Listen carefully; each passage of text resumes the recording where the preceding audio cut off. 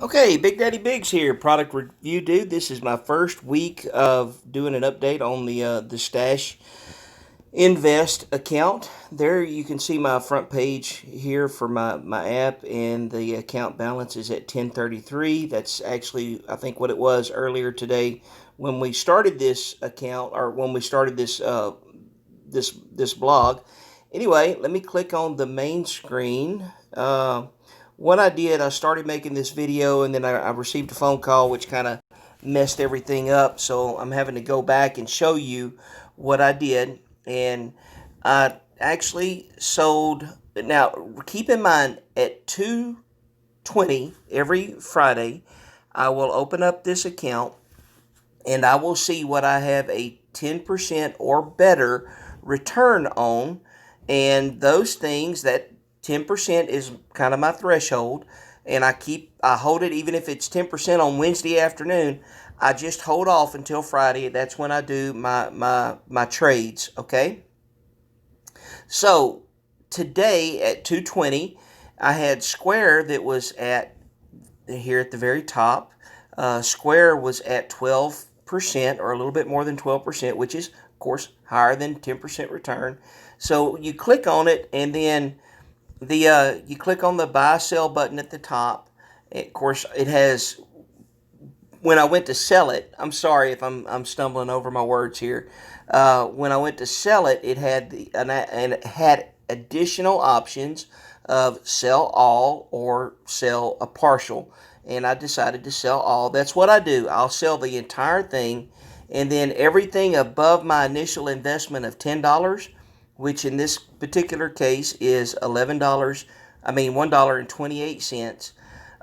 When all that money settles out, I will put the $10 back into Square, and then that $1.28 will end up staying in my buying power and building up that amount. Once that amount reaches $5 or a multiple of $5, then I will invest that money down at the bottom. I just want to explain all this so you'll kind of understand.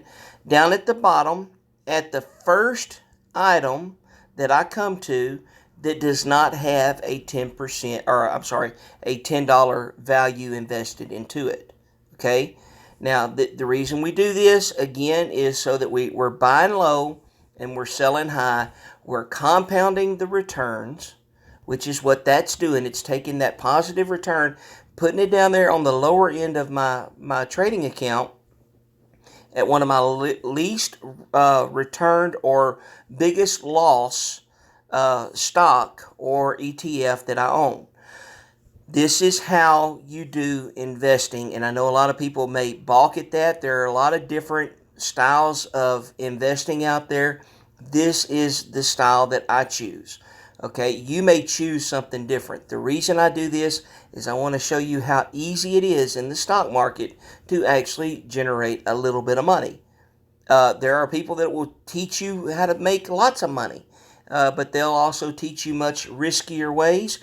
This is the way that I have found that works good for me. I don't have to keep track of anything. It's all right here on the app, and I like that. So anyway, what I sold today, uh, again, this is, I don't know if I said, this is January the 18th, 2019.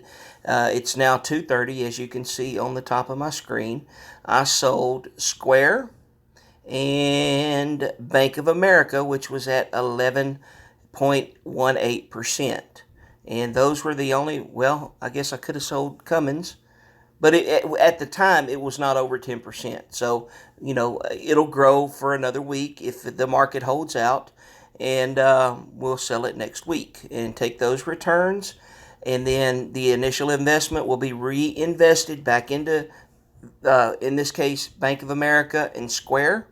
I'll go back to $10 into Square and $5 into Bank of America, and then those profits will go into my buying power.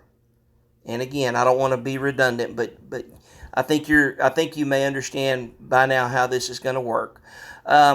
Nothing is in concrete. Okay, this may change. I've already changed this a few times. I just want to see how this goes. And I may lower my threshold, my profit threshold. I may raise it depending on how the market is flowing. But the best thing that you can do when you're investing and trading is you need to have a set parameter of how you're going to do everything, and then not mess with it. Keep that parameter going, because when you adjust, and I don't want to adjust, but I am still trying to fine tune it a little bit because I've only recently begun doing this. But have your set parameters, and then once you get them fine tuned, stay there, and that's the way that you maintain making money. Have your own set of rules, and keep those rules as long as they work. Keep those rules. Don't adjust when the market fluctuates. That's when you get into trouble, and that's when you'll lose money. Okay, so that's for this week. That's it. I'm done, and I appreciate you being here. I will try to be a little bit more clear on these investing strategies and what I'm doing from this point forward. Remember, look at that, $1,033 so far, and I will be adding, I think it's $40 come Monday of my money.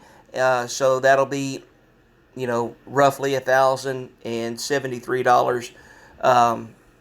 But yeah, y'all have a good weekend. Make it a blessed weekend. Bye bye.